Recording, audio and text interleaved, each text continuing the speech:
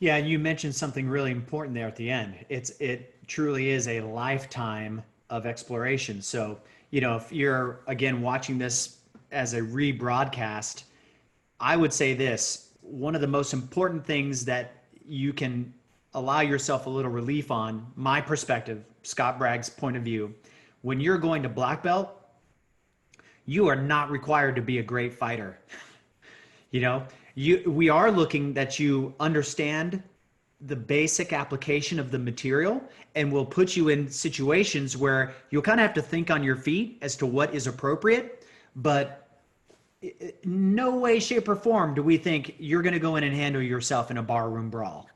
You know, um, it's just not that way. And I think when people think, well, I'm a black belt at something, that means I'm an expert at it. And in this art, as we said, it's not. You've done your job in learning the basics. That you are proficient at the basics, right? And you can apply those things if we give you a little bit of a curveball in like our free response moments. And those free response moments are really just about putting pressure on you.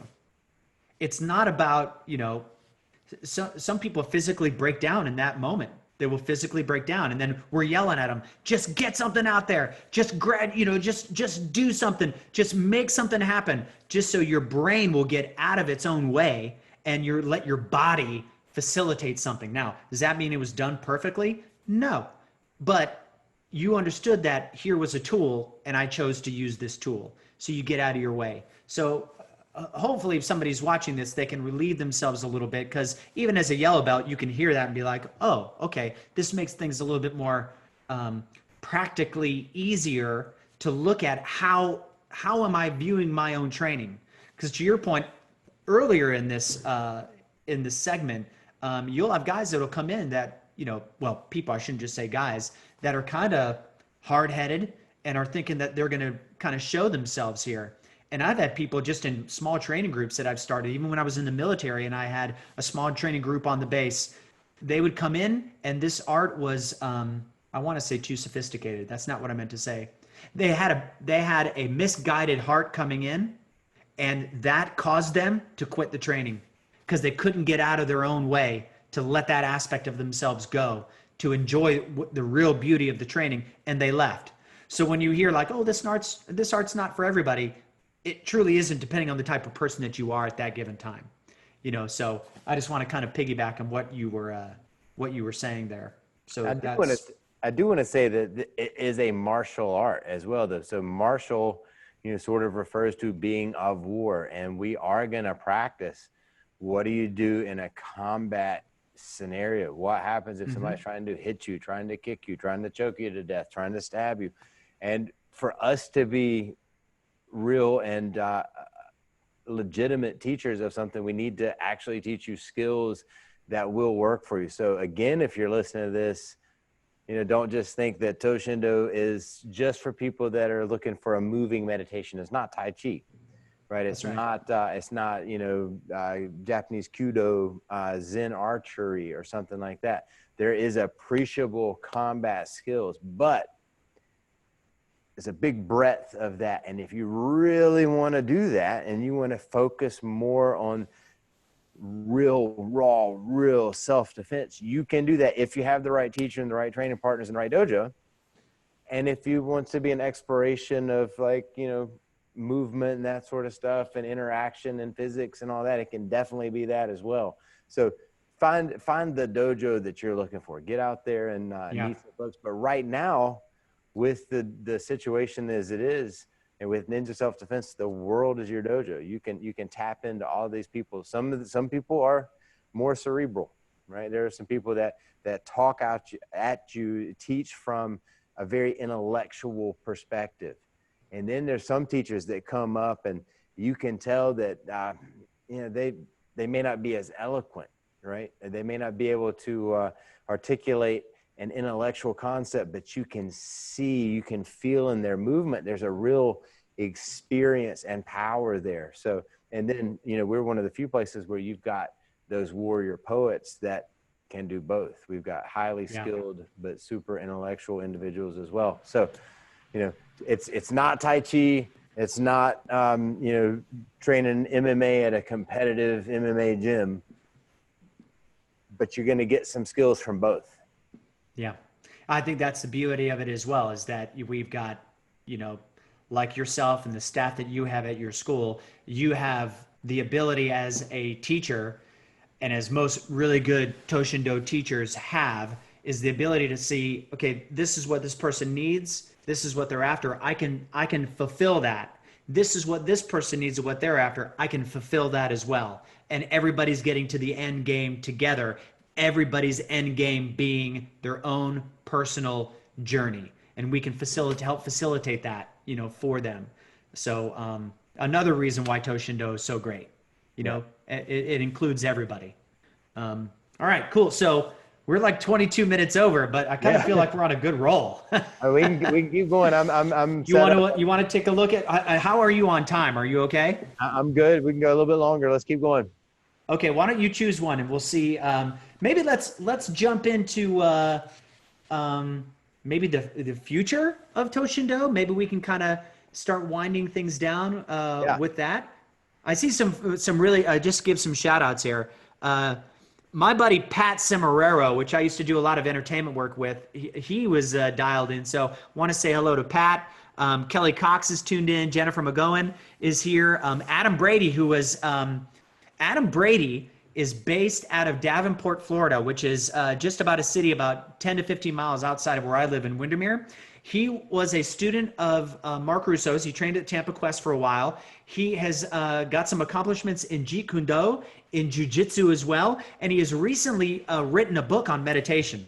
So kudos and hats off to Adam Brady for all of the forward momentum that he's got in his life. I should say this as well, just as a shout out to him. He and his wife, Dana, for Disney cast members, that's what they call their employees. Yep. They have done, of course, before the pandemic happened, they will do group yoga classes before the park opens. So the pictures that you see of the Cinderella castle, and there's a stage in front of the castle. They will be on that stage with anywhere from 2,000 to 3,000 Disney cast members, taking them through a yoga class. And I think it is an awesome thing that he does. So welcome out to my friend Adam Brady, who I haven't seen in a while, but I always see him on Facebook and he's doing his thing.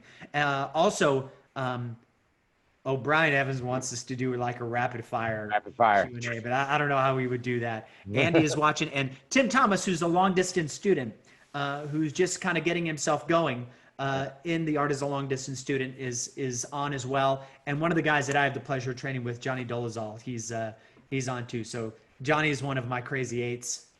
I call the guys that train at Orlando Toshindo Club. So, all right. So what do you got? All right. So what makes you particularly excited about this group, this crop of Toshindo practitioners coming up through the system right now, given world situation, given the amount of access to information that they have? What's exciting about these guys? Okay, so two things. We can say guys is a general term. We're good. But two things come to mind. One is the current crop of students that are coming up are having to learn long distance or having to learn via Zoom and Skype. So what we're really delving into now, even with the classes that you facilitate in the parking lot, which I think are friggin' amazing, we're all having to jump into and do a deep exploration of principle, which I think moving into the future is going to set a basic foundational platform of when we're actually able to put hands on each other again.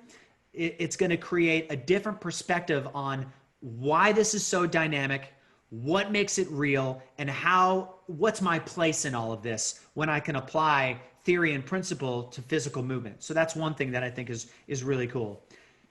The Zoom classes as well, when you get to have a small group of people listening to you give a lesson, it forces you as a teacher to really dig in deep to what it is that you're talking about. So I think from someone who shares the art, you're like, you know what, I'm really having to extrapolate what I really feel about this and explain it in such a way that I have to take the physicality out of it, because I can't put my hands on and show you. So I have to do a good job of creating this very vivid picture of what it is that we're trying to disseminate as far as information is concerned. So I think it makes those that are teaching and doing these classes, I think it's going to make them better teachers of the information, which will formulate more questions, which will have to formulate more involved answers. And it's going to put a lot of pressure on those that are senior, not only to the ones that look at us as seniors, but we now are going to be putting a little bit more pressure on those that we call seniors as well. So that's kind of my take on that. What about you? I think people's individual structural stability is going to be greatly enhanced by their time training alone. I think, you can get, when you focus on the relationship and the flow and the connection between the person and your training partner and yourself, that can be all encompassing. But now we've really got to craft our ability to visualize what's happening and move ourselves in space without having any reliance on our training partner for added stability. So our kami, our positioning should be that much tighter when we're done. The skill in using some of the longer, more classical weapons is going to drastically improve as well, because a lot of people are focusing on that because there's katas and solo forms. And in our dojo, it was sort of a fun thing. We would do a bow thing once in a while, or a naginata or a spear thing once in a while. We'd do some stuff at Mountain Quest because we had the space. But now we're spending a lot of time on that. So people's ability to do that is going to be enhanced. We're really encouraging our students and friends here in Chapel Hill to participate in a lot of what we call our Quest Fit program and classes. So if people are taking advantage of that, and we have a lot of people that are, we're going to have some incredibly fit training partners that are going to help push us to that next level when we come back. So I'm excited about that. And then we're going to have the most serious of the serious people involved. To train during this right now, it's going to test everybody. It's going to test your discipline. It's going to test your resourcefulness. It's going to test your commitment to all of it. And those that do it are going to be so far beyond and built on this foundation. They're going to have questions. We were talking about questions earlier. I heard Anshu say one time that the answer to an unasked question is just meddlesome advice. Right. So you could say the most profound thing to somebody, and if they're not ready to hear it, just get out of here with that. But these people right now are hitting us with real questions. The people that are still participating with us are not the casually curious anymore. It's the group of people primarily that make up our class called the Monjin, or the ones who have made the commitment or the committed. So I think in this sense, it may not be as big coming up. The next couple of graduating classes at our Mountain Quest event may not be as big as some of them that have been in the past, but the skill is going to be out of this world. Yeah, So, I agree. Yeah, I agree. I think that's a really great perspective there. Yeah, I agree. Let's maybe do one more. yeah. I'm looking here at what's one thing that you think all Toshindo students should go out of their way to experience at least once while on this journey? And I see that some of the examples that were given were specific things to do. I kind of have a different twist on that, but let me pose that to you. What's one thing that you think all Toshindo students should go out of their way to experience at least once in a while on this journey? What would Hardy Merritt say right currently? Yeah, the current Hardy Merritt would say, get out of your regular dojo and go train with some other people in the Toshindo world. Go visit the seniors. Go visit Master Russo School. Go up to Hombu. Go out to there's schools in Maine. There's training groups in Utah. There's a school out in Arizona. Like, go to these schools and see, because Toshindo is an art. But it's an art that's full of so many unique perspectives and experiences, and you're gonna get something from somebody that you train with that may say the same thing your teacher's saying, but they say it in a different way and it hits you, right? Somebody could say, bend your knees a little more, and somebody else could say, get your butt closer to the ground. And it's the same thing, right? But all of a sudden it's like, whoa, I wish my teacher had told me that. And, you know, as a teacher, we can say, I'm sure they did. But, you know, it helps to hear it sometimes from different people. It helps to see people that you can relate to from a different position as well. Like there may be somebody that moves a certain way that like I just can't see myself doing. I can't see myself emulating, whether it's true or not that I can't see it, but I can find an example in this whole big community that we have of somebody that is ahead of me on the path that could offer some insight as to how I could advance. I believe that get out and there was an idea of a Musha Shugyo back in Japan, this warrior trip. You know, once you got to a certain level in your dojo, you were sort of invited to go out and train at other places. Sometimes you were sent out on your warrior trip to travel the land, and it was really to gather intelligence about fortifications and assemblances of troops and things like that. So it had a practical and tactical reason. But so does this trip for you. You get to see and learn what other people are doing. You get to experience what other people are doing. And that includes, like, if you got a friend that trains in another martial art, have an open mind and go train with them. See what you can pick up. See what you can figure out. You may figure out something that you really like. You may figure out, like, that's the way that that's something I have to watch out for, something I have to be aware of. But don't be stuck right behind your teacher for too long. Like this is a self-exploration and self-growth thing. And I'm taking a risk as a teacher by saying that, right? Like it would be great if all of the people that train at our school only came here and came to everything that I did. But, you know, to grow, you've got to experience. You've got to experience things. So I would suggest that. And then again, in Toshindo, there's so many people that you could experience learning from. Take advantage of it. What do you think? I think in my own way, the exact same thing. That's what I was going to say. And before I forget what I wanted to say based on something I just heard you say, I'm going to say that first. I think that I think it is a very good idea that people go out and they experience their own journey on how this martial art path is and where it's going to take them. I would say at the same time that if you don't have enough experience in Toshindo and you do that, like explore other martial arts, you can leave room to get confused on where is the line drawn between the two? How do they really differentiate? Because you can be wowed by anything, right? So you have to have a really good understanding on where your foundation is in Toshindo, I think, before you do that. Like, you wouldn't go out and be like, I want to travel and I want to see the world. Yeah, but you just turned 13. So, you know, let's calm down. Let's get a little bit more experience under your belt before you do so. And the first thought that comes to mind is, I think that time frame is someone that is just about to or has achieved 3rd degree black belt in our art. I say that for 2 reasons.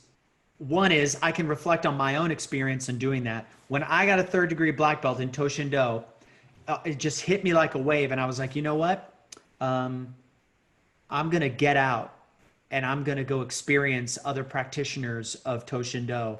And the first time that I did that, I'll be honest with you, I was a little nervous about it because I wasn't sure how Mark Russo was going to take it. I wasn't sure how my teacher was going to view me going out and seeking out other information from other teachers, right? And that was just I did that, right? I projected that fear, right?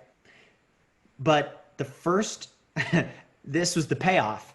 The first place that I traveled to on my own, just did it, was the first time that I met Dennis Mahoney, the first time that I had more interpersonal interaction with Mark Davis, and I met you for the first time. and that was in Boston. And that naturally it's turned into a wonderful thing. But from that experience, I was like, I'm going to do this more. And I went out of my way to get out and travel and see what other teachers were doing, what their perspectives were. Some things resonated with me. Some things I was like, I don't really connect with that, so I'm not going to follow that. And all of them were there in Toshindo. But the one thing is that they're all great human beings.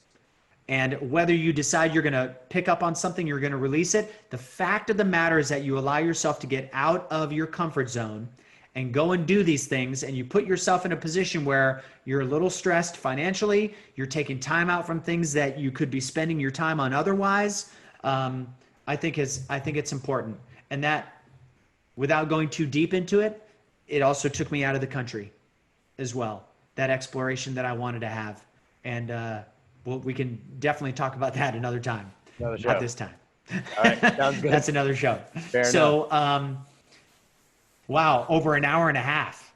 Over an hour. What I think is great material. I was going to preface before I said what I said by telling Brian Evans that if he wanted to do a rapid fire, that people should start sending in their questions now. But too late. Don't send them in now. I'm done. Yeah. So, hey, man, congratulations on episode 9. Yeah, congratulations to you too, and everybody out there. Thanks for watching long enough that we keep doing this thing. And but no, thank you for not helping us come up with a name any more than you guys have done. It's been, we can do better, right? We can do better. Yeah, we'll put our thinking caps on more. I think we've gotten complacent with the show. Yeah. it may have. Yeah. It may have. So, okay, my friend. Well, I don't want to say what I was going to say. It's private between you and I. So anyway, I might have just said something. But at either rate, Ken Savage giving a fist bump in. Good looking out, Ken Savage. Always a pleasure seeing him. I cannot wait to be in this guy's presence again. This will be another journey that I'll have. You know, funny side story. I went to Mark Davis's dojo shortly after I became a 5th degree. I went to Mark Davis's dojo because I was doing a job in Boston. And I go there, and I was so hoping to get into one of those classes where it's like all of his seniors come and they train, with him. And I must have been there on an off night, but there was a good like 10, 12 people that were training. And I walk in and I'm talking with Mark, and, Mark's like this gentle giant, right? And he goes, we're going to do bow. And I'm like, okay, great, Mr. Davis, this is wonderful. And he goes, yeah, why don't you go ahead and teach? I was like, what? What do you want me to do? And he goes, teach a bow class. I was like, well, how long are your classes? He goes, however long you want to go. And I'm like, are you kidding me right now? So, man, just a offhand fun story about the Boston group, man. These guys they're living on the edge, up there, and they have a lot of fun with their training. And you know what? Mark Davis is certainly one that I would love to have on this show sometime as well, and pick his brain. That would just be awesome.